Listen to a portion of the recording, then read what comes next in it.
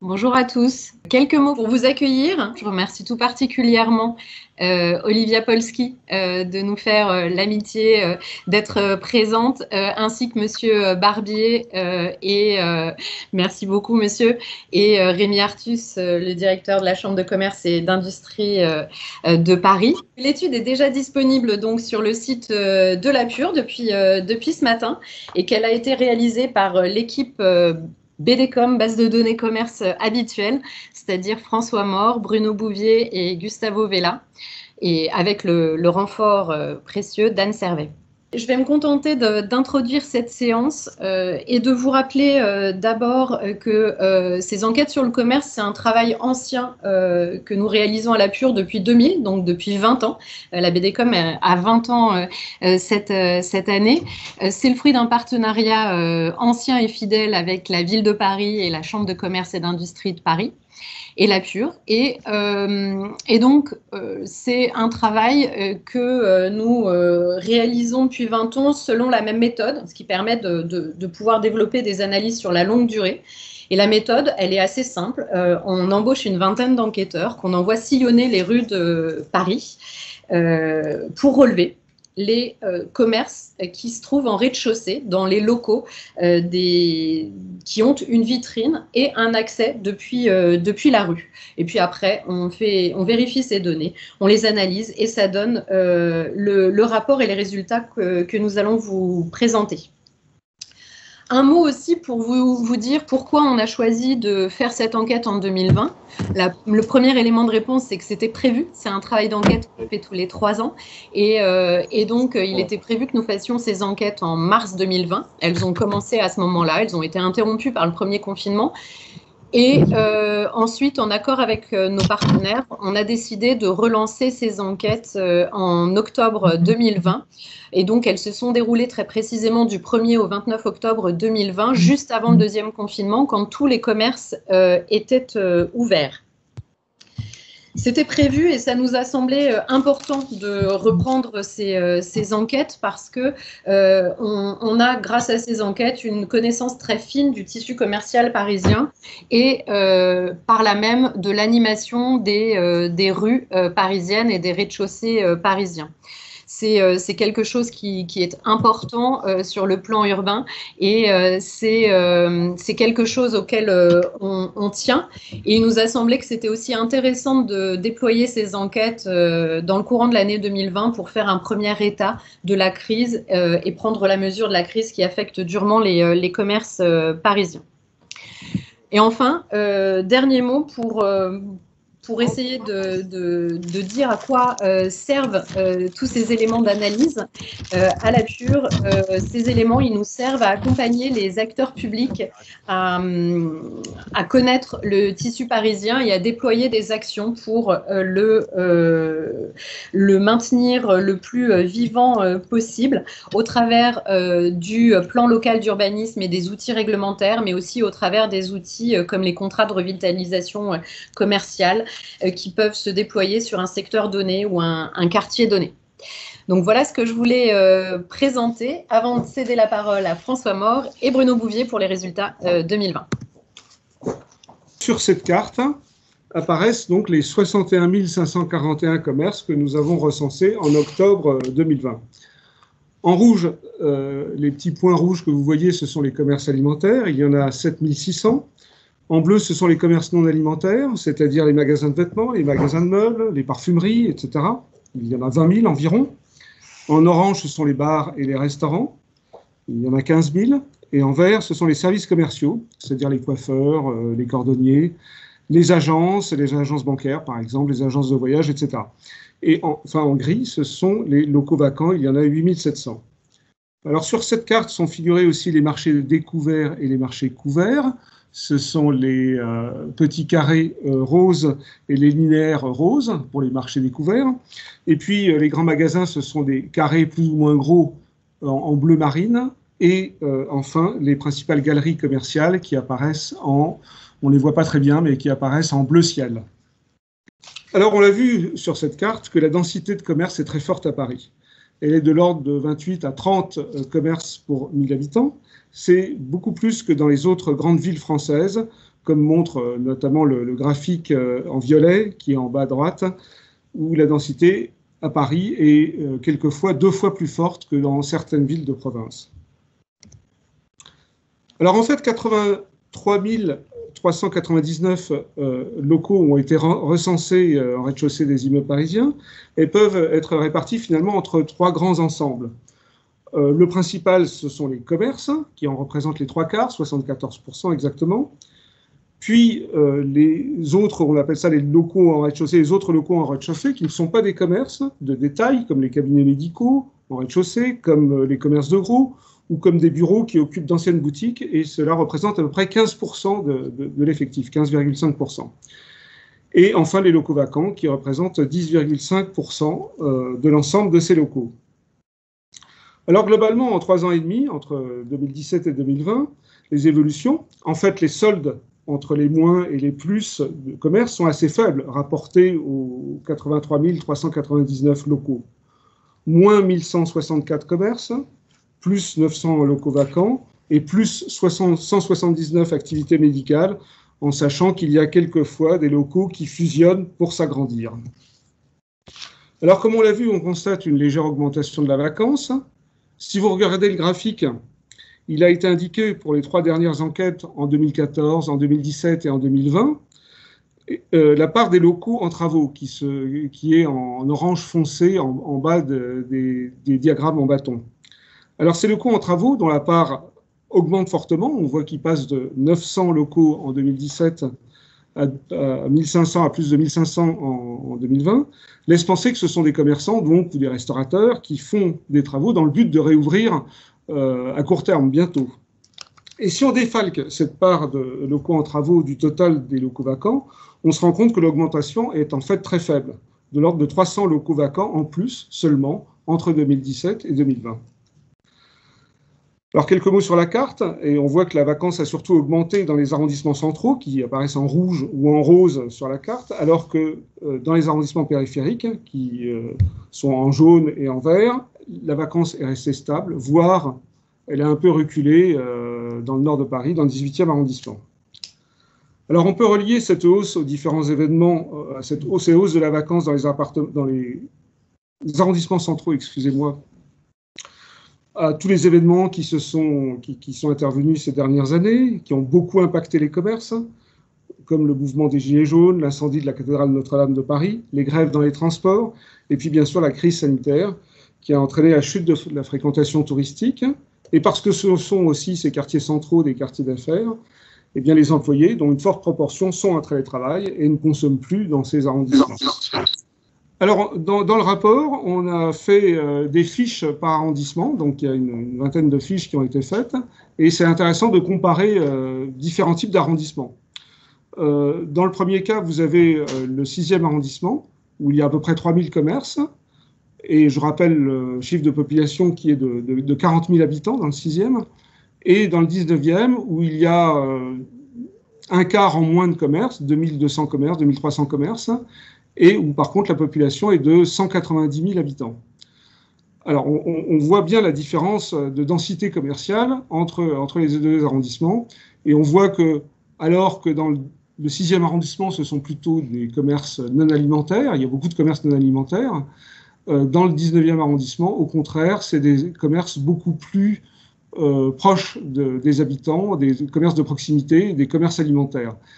Et les graphiques qui se trouvent juste en dessous des arrondissements permettent de voir la structure commerciale par rapport à Paris. Donc les premiers bâtons, ce sont l'arrondissement, et puis comparé à Paris, et on voit que la structure commerciale du 6e arrondissement est très différente de celle de Paris. On voit qu'il y a à peu près le double de commerces non alimentaires, alors que les autres catégories sont moins représentées en proportion qu'à Paris. Et dans le 19e, on voit que c'est une structure qui est beaucoup plus proche de celle de Paris, et même qui est un peu supérieure pour les commerces alimentaires. Et en dessous, 2 graphiques également qui montrent le nombre de commerces pour 1000 habitants, qui est très importante dans le 6e parce qu'il y a moins d'habitants et beaucoup plus de commerces, et qui est moins importante qu'à Paris, qui est moins forte qu'à Paris dans le 19e arrondissement, puisqu'il y a plus d'habitants en proportion et un peu moins de commerces. Alors, ces faibles soldes dont on parlait auparavant, en plus et en moins, cachent en fait des mouvements beaucoup plus importants à l'intérieur des sous-ensembles. Alors pour les commerces, on a calculé qu'il y avait 16 700 mouvements entre 2017 et 2020, qui correspondent donc à 9 800 créations, disparitions, transformations et presque 7 000 changements d'activité. Alors ce taux de rotation, et je vous montre les différentes cartes, ce taux de rotation est de 27% en 3 ans pour tout Paris, et il varie en fait de façon importante selon les activités. Alors, il est en général assez fort pour les commerces non alimentaires. Il est, par exemple, le prêt-à-porter, c'est 39%. Là, il est aussi fort pour les restaurants, les bars, ou par exemple pour la restauration rapide, c'est 52%, et assez faible en général pour les commerces alimentaires, puisque pour les boulangeries, c'est 15%, et je crois que pour les poissonneries, c'est 10% seulement. Alors, les soldes, sur les cartes, sur les différentes cartes que je vous ai montrées, les soldes de création apparaissent en bleu, les soldes de fermeture et de disparition en rouge, et la stabilité apparaît par ces petits points gris. Ces soldes de commerce en plus et en moins, assez faibles donc, révèlent des évolutions résultant de changements d'activité qui sont au contraire beaucoup plus importants. Et donc pour les principales hausses entre 2017 et 2020, on a noté les commerces qui vendent des produits bio, il y en a 200 en plus, la restauration rapide, 327 commerces en plus, restaurants. Tous les commerces qui concernent et tous les services qui concernent le bien-être et la santé, les instituts de beauté, les ongleries, les parfumeries qui augmentent beaucoup encore. Les vendeurs et les réparateurs de vélos, ça c'est un peu plus nouveau. Les cabinets médicaux en rez-de-chaussée, là aussi c'est une tendance assez récente. Et puis, tout ce qui est vente d'accessoires ou de petites réparations de téléphones.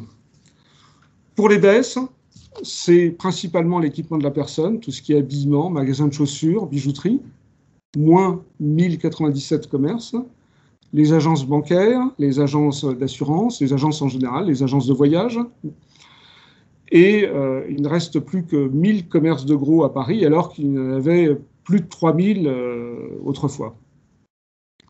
L'alimentaire traditionnel, lui, qui augmentait plutôt, est stable, et il reste stable donc sur cette dernière période. Et les hôtels montent progressivement en gamme, eux aussi sont stables, les 1 et 2 étoiles devenant progressivement 3 et 4 étoiles, et les 4 étoiles devenant 5 étoiles. Et alors, voici une autre façon finalement de montrer les évolutions, sous la forme d'une flèche qui met en exergue, eh bien, par exemple, la forte progression des magasins bio, à droite, et la forte diminution des commerces de gros à gauche. En fait, la base de données sur les commerces, elle permet d'observer les évolutions commerciales sur le temps long. Ces évolutions, depuis 20 ans, montrent des secteurs qui sont en hausse. C'est le cas, par exemple, du secteur alimentaire, qui progresse de 500 établissements entre 2000 et 2020, mais également le cas pour le secteur de la santé et des soins du corps, ou encore pour les cafés-restaurants, dont le nombre est de plus de 15 000 en 2020. Le secteur de l'équipement de la personne, qui comprend l'habillement, la chaussure et les bijoux, lui est resté stable très longtemps, mais il connaît sur la dernière période une légère baisse qui risque de se prolonger à l'avenir. D'autres secteurs enregistrent une baisse continue de leurs effectifs sur 20 ans. Il s'agit des commerces culturels et de loisirs, de l'équipement de la maison, ou encore des garages automobiles. En dehors de ces commerces et services commerciaux, d'autres types de locaux sont en nette diminution. Les commerces de gros qui ont perdu près de 70% de leurs établissements en 20 ans.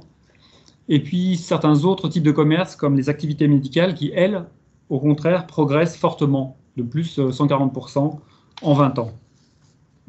Donc toutes ces tendances de long terme en fait, dessinent des géographies particulières du commerce parisien, avec, pour certaines activités, des implantations sous forme de polarité, comme on le voit sur cette carte des magasins de prêt-à-porter, qui se concentrent dans certains quartiers très spécifiques, comme le quartier des Halles, comme le quartier Rennes-Saint-Germain sur la rive gauche, comme le quartier des Champs-Élysées ou encore Opéra.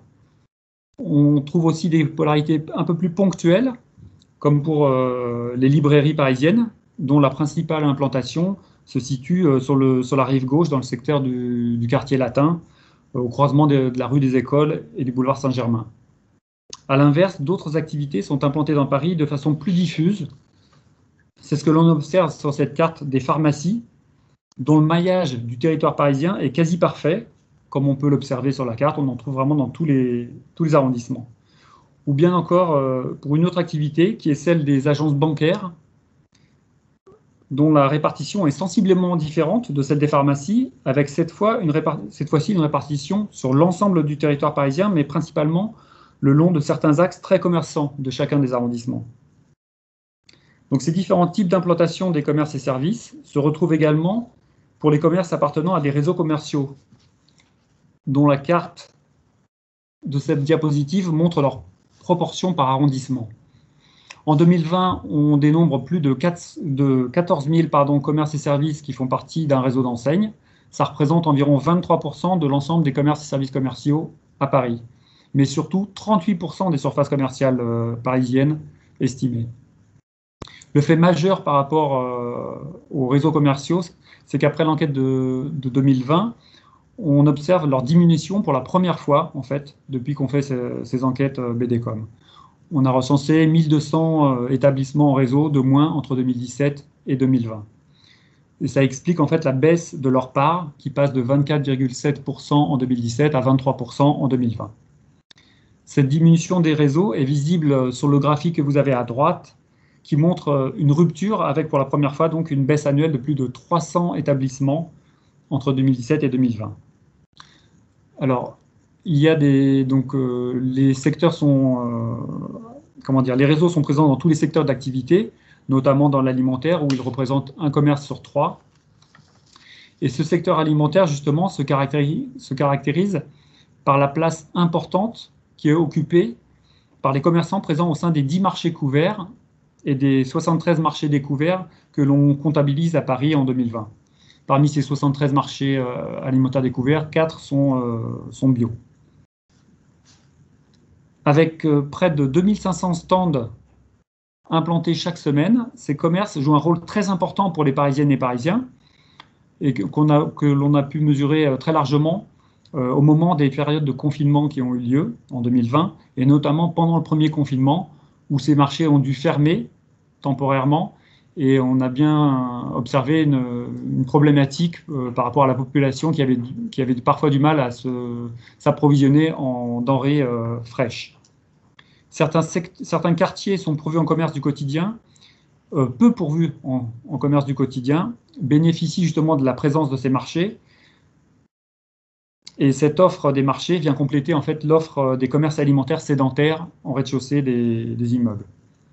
Donc la carte en fait montre les linéaires des 73 marchés découverts que l'on voit en rouge sur la carte de gauche et des marchés couverts sous forme de petits carrés rouges également.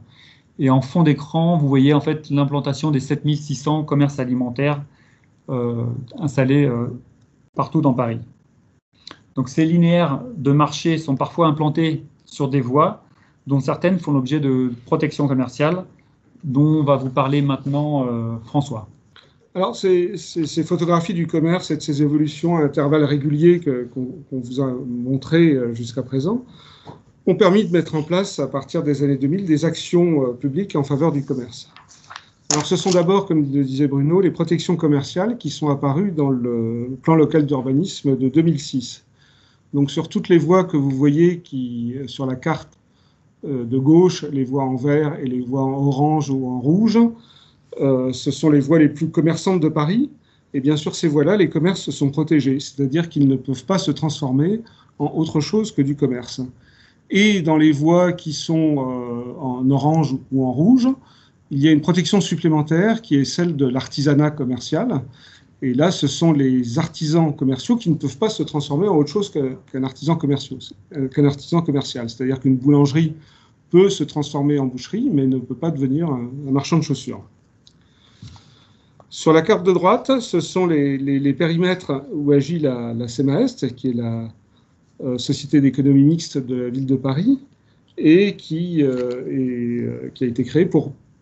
été mise en place pour préempter les locaux dans ces périmètres. Et enfin, il faut noter la création en 2017 d'un groupement d'intérêt économique, le GIE Paris Commerce, qui réunit les locaux des bailleurs sociaux pour permettre une meilleure attribution de ces locaux.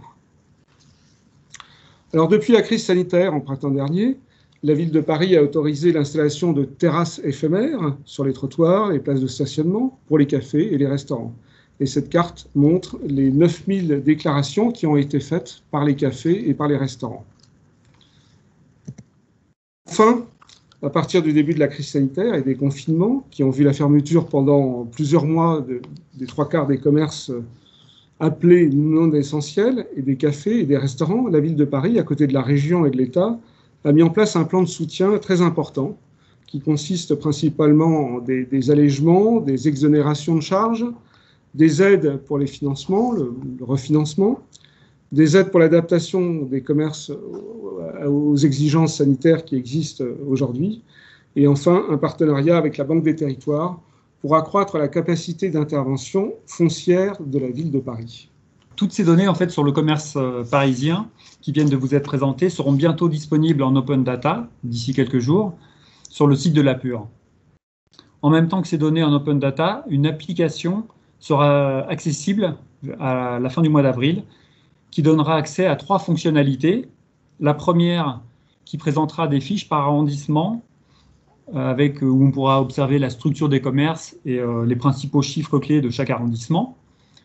Une deuxième fonctionnalité qui permettra de voir des évolutions de certaines activités entre 2000 et 2020, comme par exemple pour les pâtisseries sur la carte que l'on voit à l'écran. Et enfin, une troisième fonctionnalité qui permettra d'extraire des données de cette base de données sur les commerces sur des périmètres à façon que chacun pourra définir en fonction de ses besoins. Donc voilà globalement les chiffres clés que l'on vient de vous présenter. Et je propose que maintenant, on passe à une série de questions si vous en avez.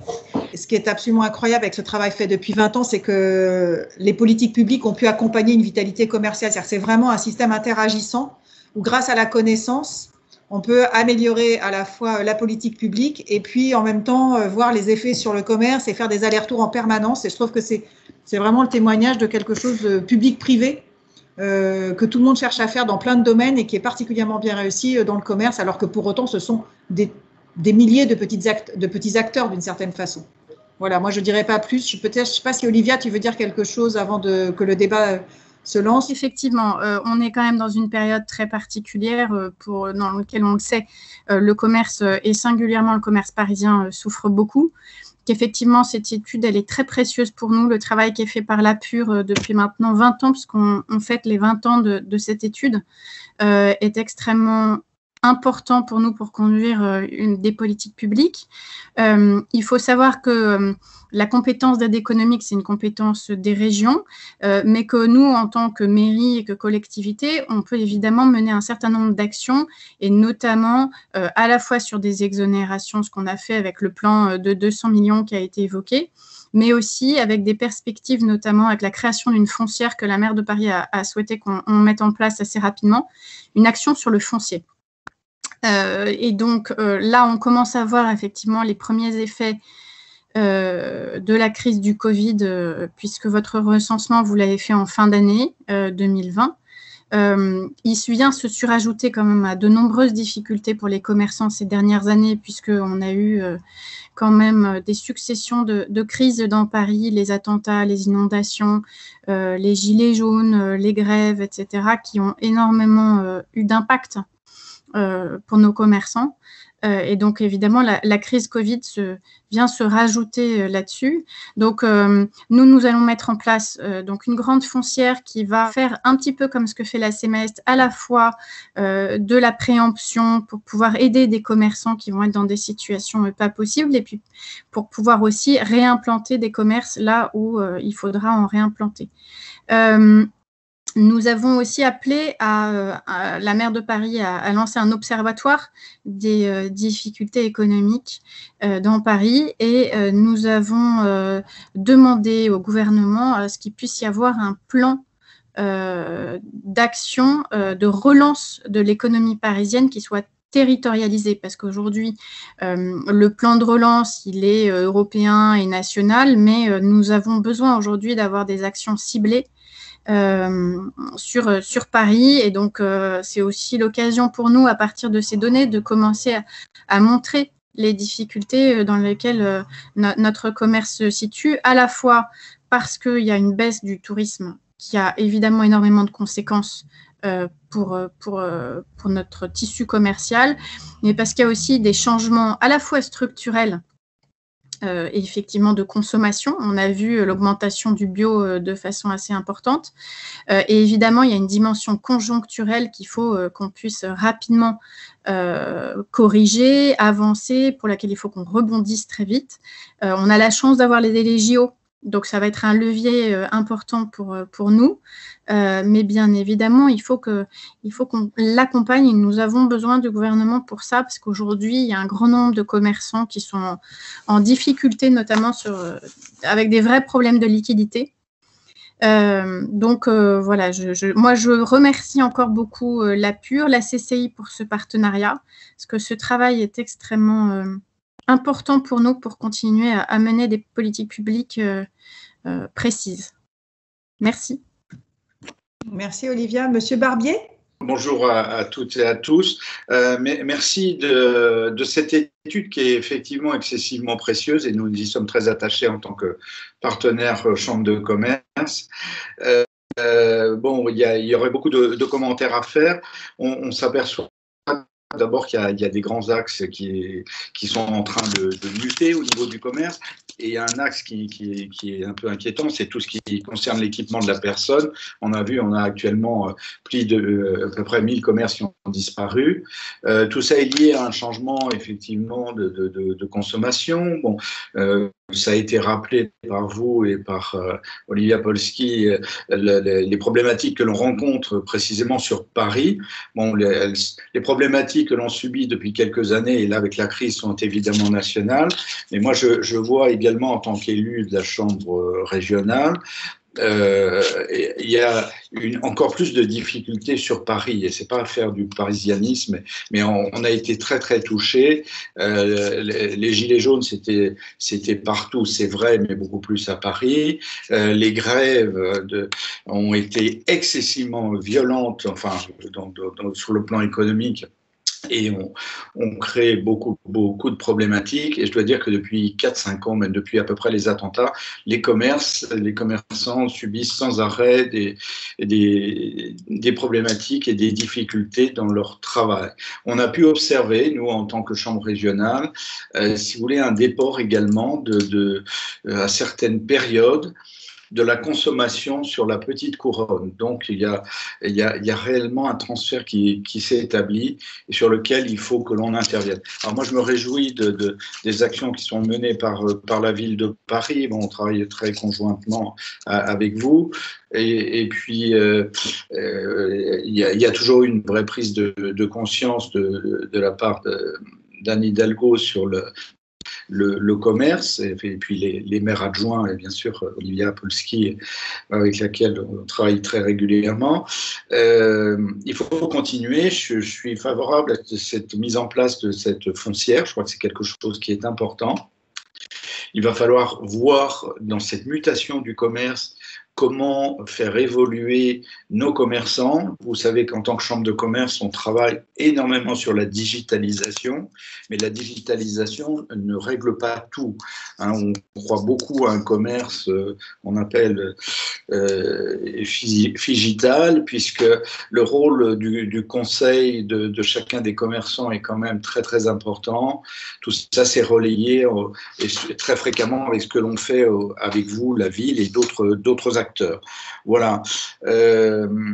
Alors, moi, je me pose une question parce que au niveau de cette étude qui est faite tous les 3 ans, bon, ça a été bien fait. Je sais que ça a été repris au mois de novembre. Puis on l'a décalé à cause de la crise sanitaire, donc je vous remercie Madame Alba, et puis tous les collaborateurs d'avoir réorganisé ça au mois de novembre.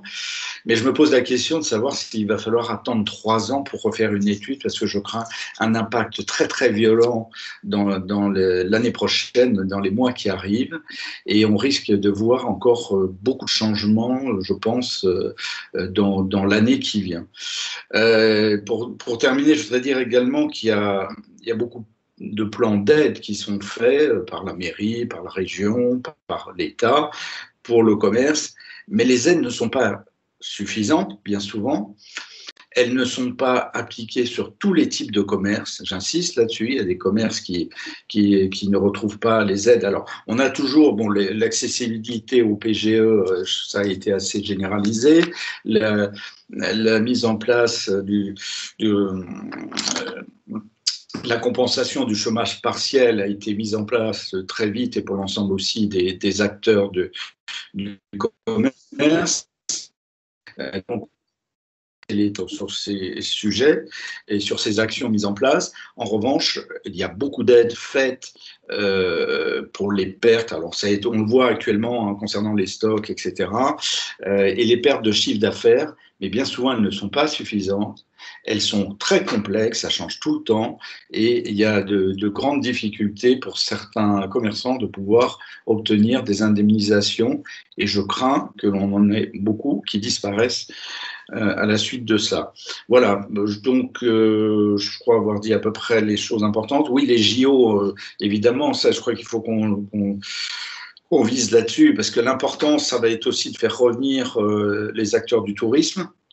Vous savez qu'en tant que chambre de commerce Paris-Île-de-France, on est des acteurs principaux au niveau de la logistique touristique et on souffre énormément dans tous nos centres et puis que l'on gère avec la ville et au travers du groupe Vie Paris. Ça ne va pas revenir en quelques semaines. Et il va falloir trouver d'autres initiatives pour faire revenir le tourisme, principalement le tourisme français, je crois, le tourisme d'affaires. Il va falloir qu'on travaille là-dessus et puis au fur et à mesure avoir les touristes étrangers, je l'espère.